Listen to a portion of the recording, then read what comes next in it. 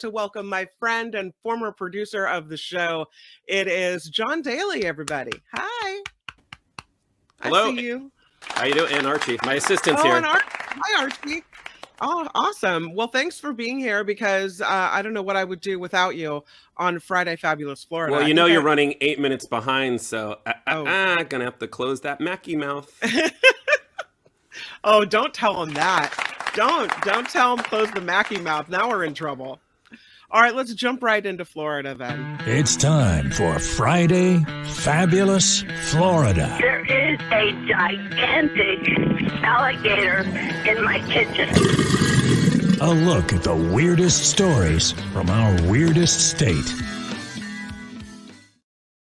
When someone dies, we don't make fun of them, right? But in this case, we don't?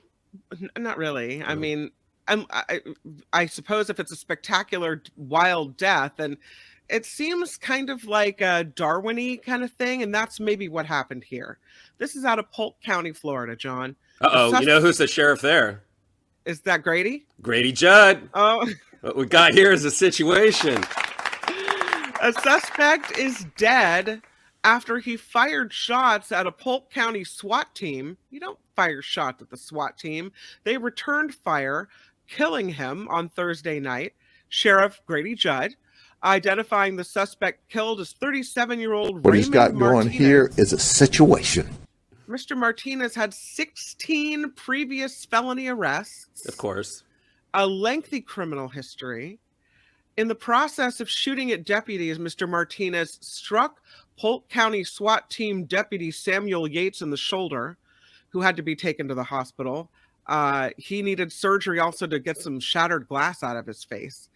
The shooting broke out after 2 hours of negotiation. They were trying to talk Mr. Martinez down, but didn't work out.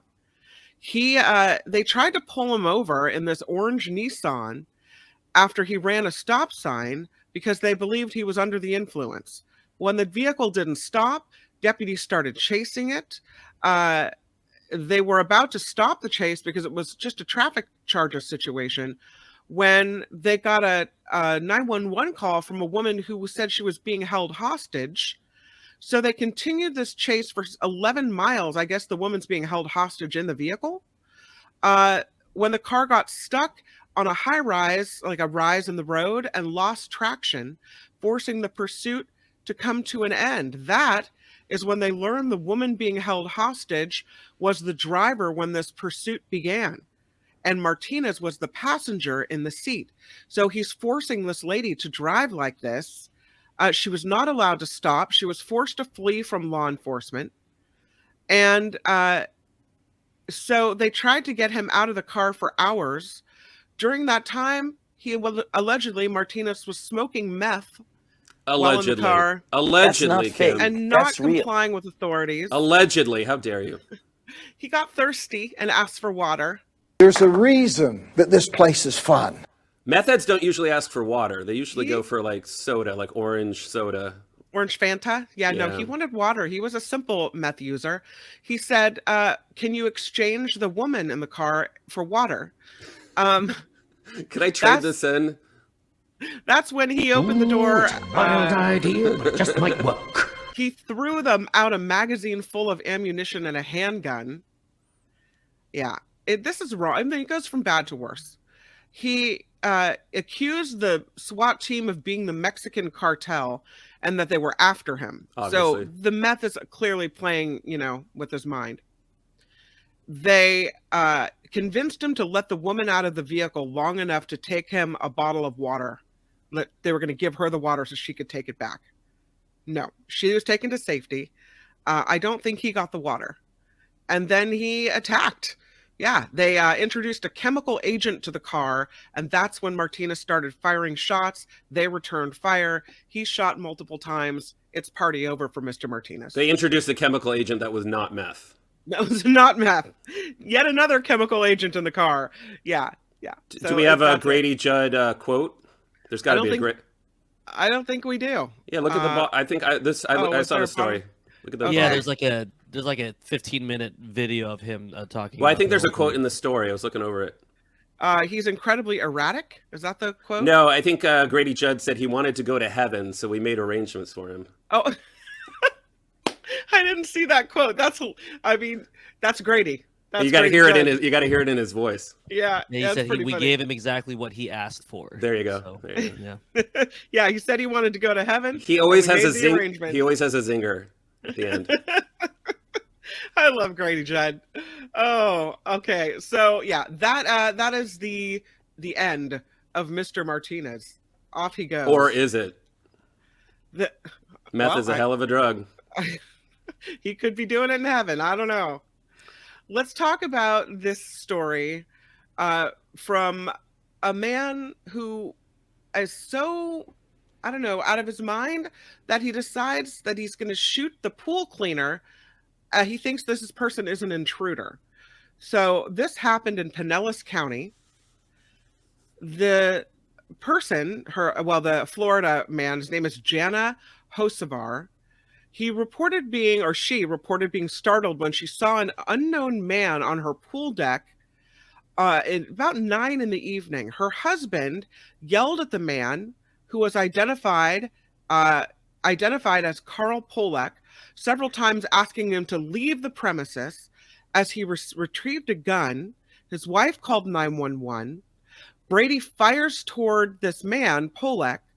As he approached the door with a flashlight, continues to fire as Polek is trying to run away. In total, 30 times he fires this weapon in about 90 seconds. Polek was struck with shrapnel from a bullet and glass. He suffers minor injuries. This man has been cleaning their pool for 6 months to a year.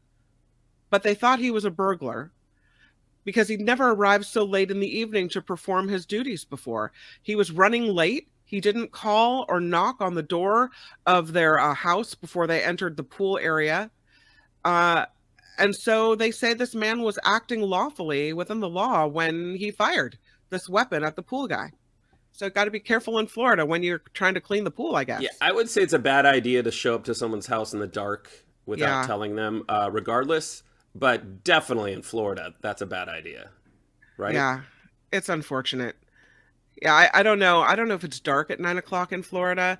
You would think you would, when the guy tells you who he is, you would recognize. But yeah, that went from bad to worse.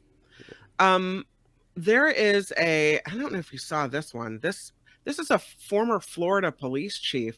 He's accused of misconduct toward employees. They are now to be paid in full until they retire he is being allowed to be paid in full until he retires in 2024. This is the former police chief in Cocoa Beach. He gets to stay on paid leave for more than a year before he retires. His name is Scott Rosenfeld.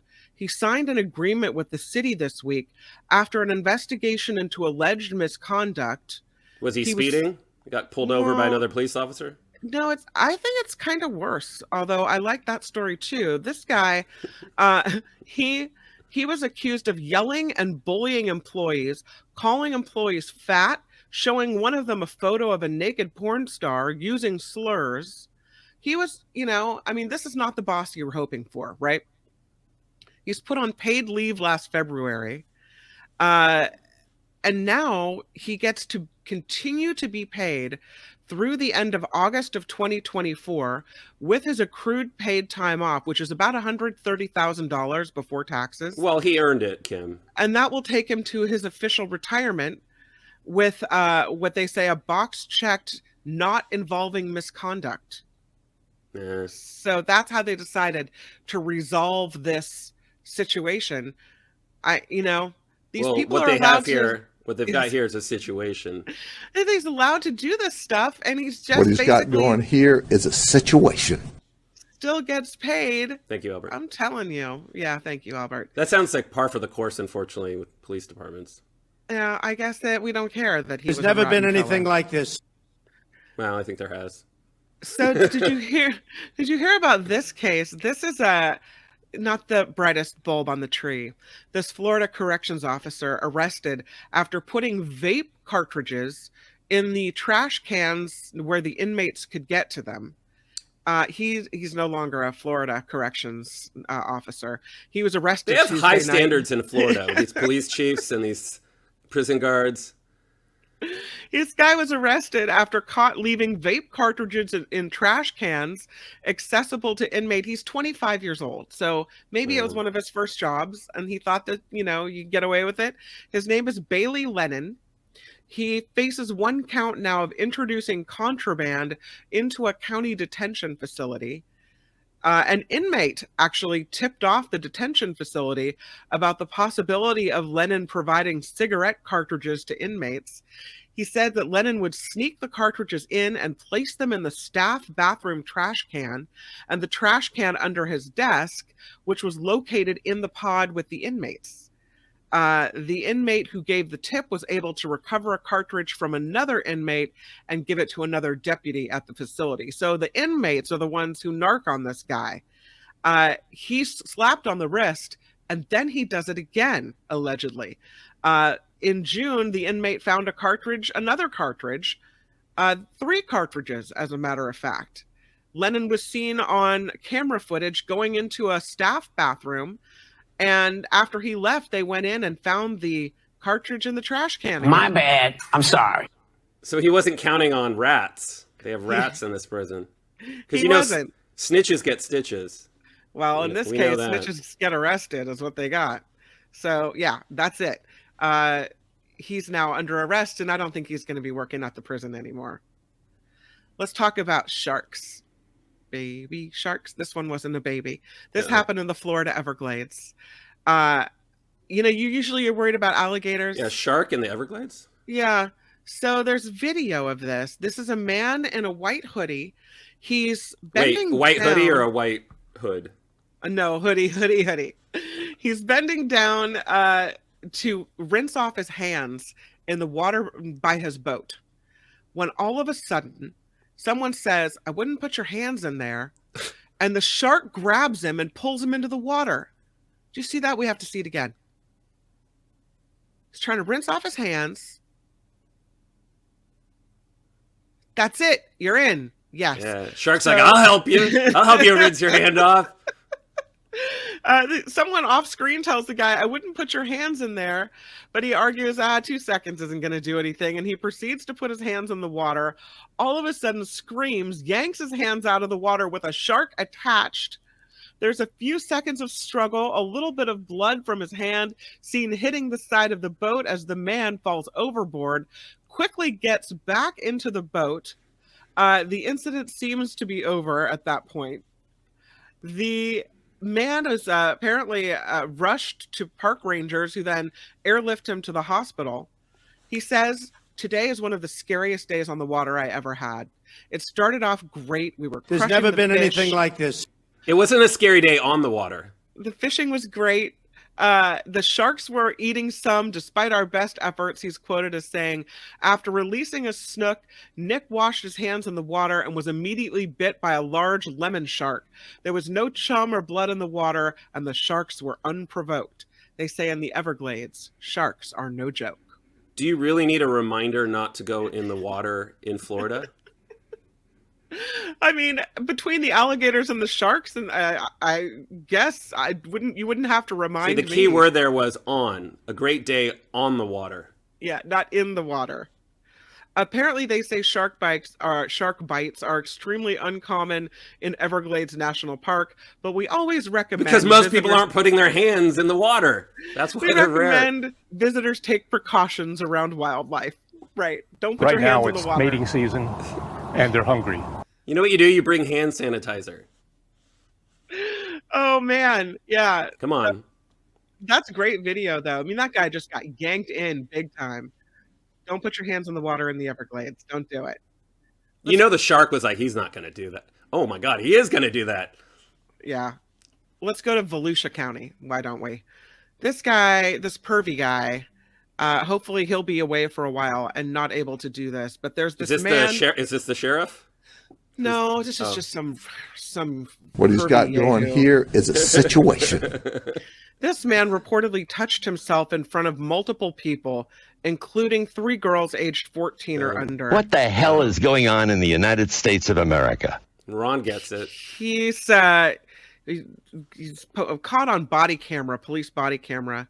That's not why it's called body camera. No. It says, don't do what Nolan did, this man Nolan Hernandez, or you could end up featured here too. Mr. Nolan Hernandez, he's 26, booked in jail on lewd and lascivious exhibition in the presence of a child, and then featured on the body cam footage. They posted it and said, "Don't do this, or you could be like this guy." So, let's go to this story because this is not a friend. I'm sorry, it really isn't. The Florida man steals a friend's car, runs from police, and hides while a canine and a helicopter search for him. This happened in Orlando. No. Yes. Can you believe it? Wait, is this Fox 35 and the Fox 35 Thunder truck? It is not. No. Oh, okay. This is from CBS 12 in Orlando. Oh, okay. They have this guy who already has 2 active warrants out for his arrest. And he decides it's a great opportunity to flee from police in a stolen car, hide under a trailer in a resident's backyard. But the canines track him down, the police canines. The helicopter scouts him too. Finally, he's arrested. He had a medical emergency. I wonder if that had to do with the canines, requiring a hospital visit. His name is David Lee Grisham. He's 41. He was arrested by the Brevard County Sheriff's Office in the early morning hours. You know where that is, Kim. Is it by the Whole Foods, John Daly? Yes. His friend loaned him, he says, a Ford Ranger, which was never returned. After a few days of trying to reach the man, the friend went home and was met with Grisham holding a firearm, who said, "You're not getting your car back, and you're not allowed to leave." Wow. Grisham apparently steals the friend's car. There are also multiple personal items of the man in the car, a laptop, an iPad, 2 different medications. Crack pipe. The next day, after the friend reports his vehicle missing to the Cocoa Police Department, the guy is spotted in the vehicle driving it. And so that's where this all plays out. Guy was chased by police, then he ditches the car, and then he flees on foot. He said... the police say he was found hiding like a scared kitty cat under a trailer.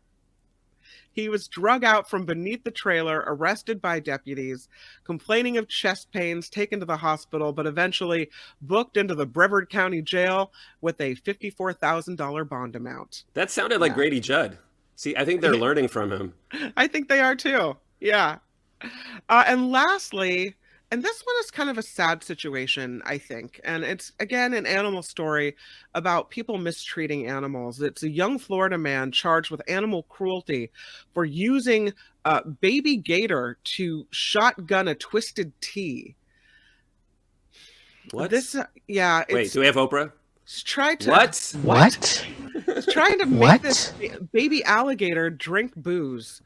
The guy is now charged with animal cruelty after this video is posted of him on social media. It was taken in a Plant City parking lot, the Hardee's parking lot, and it shows a group of teenagers handling a juvenile alligator very roughly.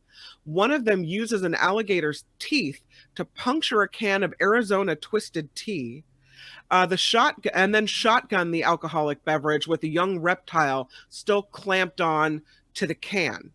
So the authorities say the lack of respect and responsibility shown toward this animal was disappointing to see, and that this serves as a strong reminder of the consequence of such behavior.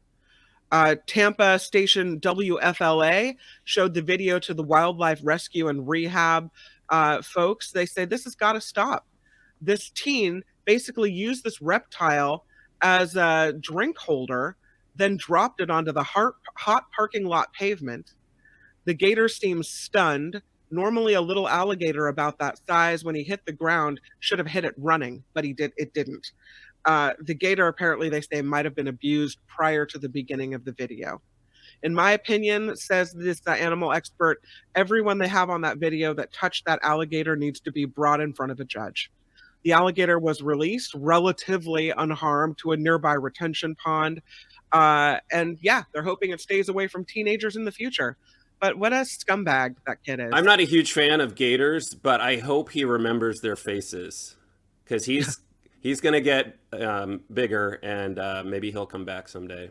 I think they should always get a little creative with the punishments with these kind of acts. Like, they return the juvenile gator to a retention pond. They should also put the people back in also a retention pond. Right. Everyone goes, everyone into the pond. Maybe start with the hands. Okay, everybody, wash your hands. Yeah. Oh, man. Well, you wonder, though, what's going through the kid's mind? Does he just think he's being cool? Yeah. Instagram. Yeah. I guess. What a little scumbag. I mean, he goes to Hardee's for lunch, so obviously he's cool. And that, my friends, is Friday Fabulous Florida. This has been Friday Fabulous Florida. There is a gigantic alligator in my kitchen. Y'all come back now here. Oh, John Daly and Albert and folks in the chat, it is time to pick a favorite. So, a quick recap. The Florida man smoking meth who opens fire on the SWAT team, and they open fire on him. He doesn't survive it. The pool cleaner who doesn't call and arrives at 9 at night. He's also facing a barrage of gunfire there, but he manages to walk away from it. The Florida man who is accused of misconduct by employees, the sheriff, who is now allowed to be paid for a full year, even despite the allegations of misconduct. The man arrested after putting cartridges in the inmates' trash cans, who is a corrections official. The shark grabbing the hand and pulling the man into the boat. We have the man who is touching himself and now featured on video in perpetuity, saying, "Don't end up like this guy." And then we have the man who steals the friend's car, runs from police, and is pulled out from underneath a boat trailer, hiding like a little kitty.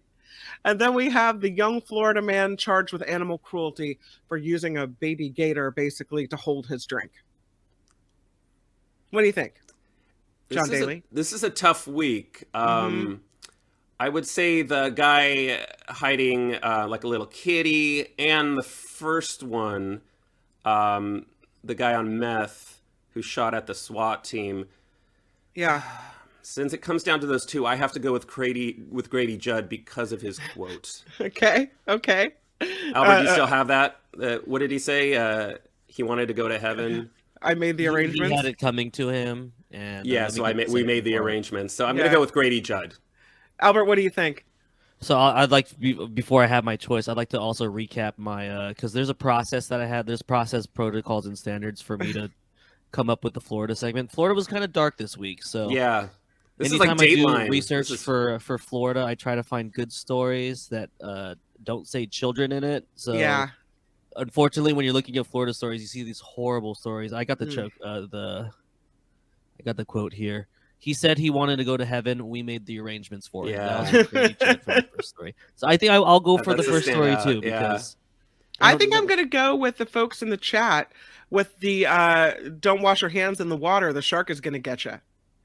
I mean, I don't. Yeah, that one has 72% of the vote right now in the poll. So is that the electoral vote or the popular vote? Yeah, we're gonna have to set. We got to send it to the electoral college to figure. But Albert's right. Like when I produce this segment, you have to throw out like maybe half of the stories. Yeah. Because they're just it's the terrible stories this week. Like so I've had to kind of dig a little bit. The past few weeks have been kind of easy, but yeah. Eric says the shark was the least repulsive. So at least it was the shark, I don't know, not being abused, but abusing us, not us abusing them. Mark Thompson popping in saying, "Nice job curating Friday Fabulous Florida, Albert." So you got a little props from Mark there. Albert, thank you. Yeah.